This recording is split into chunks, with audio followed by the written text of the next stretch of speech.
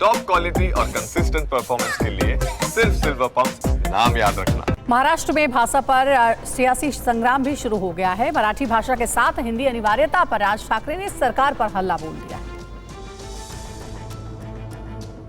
महाराष्ट्र में भाषा को लेकर सियासी महाभारत शुरू हो गया है।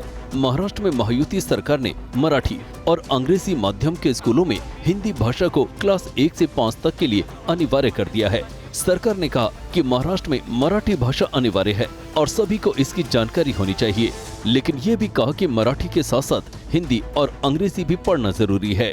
शिक्षा नीति में हमारा यह प्रयास है कि सबको मराठी भी आनी चाहिए और साथ साथ अपने देश की भाषा जो है वो भाषाएं भी आनी चाहिए। बाकी महाराष्ट्र में मराठी को कंपलसरी करना ये हमने पहले ही निर्णय लिया है। महाराष्ट्र में हर एक को मराठी सीखना ही होगा। महाराष्ट्र नवनिर्माण सेना प्रमुख राज ठाकरे ने कड़ी प्रतिक्रिया दी है।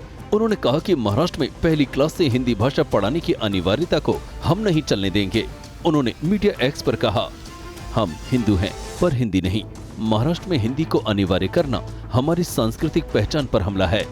राज ठाकरे ने स्पष्ट चेतावनी देते हुए कहा कि अगर ये निर्णय वापस नहीं लिया गया तो महाराष्ट्र नवनिर्माण सेना संघर्ष के लिए तैयार है।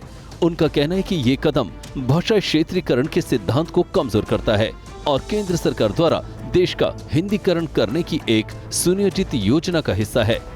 महाराष्ट्र में भाषा को लेकर उपजा ये विवाद सिर्फ भाषा ही नहीं बल्कि सांस्कृतिक और राजनीतिक पहचान से जुड़ा हुआ है।